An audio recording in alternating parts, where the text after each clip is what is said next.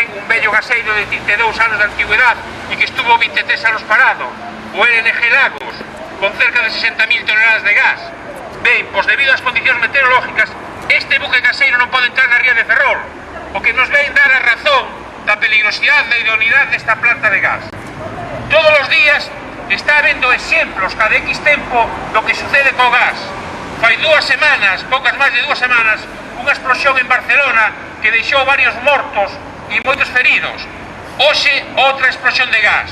E estamos a falar de pequenas cantidades de gas. A planta de Reganosa son 150.000 toneladas, o que equivale a 12 millóns de bombonas. Un accidente no complexo petroquímico na planta, evidentemente non habría plan de emergencia posible que fixera que poidera facer algo por salvar a vida de miles de ciudadanos que vivimos en torno á planta. Por tanto, este Comité Ciudadano de Emergencia vamos a continuar convocando estas concentracións para denunciar e alertar a población de Ferrol cada vez que entre ilegalmente un gaseiro cargado dentro da ría de Ferrol e asimismo denunciar a ubicación ilegal desta planta.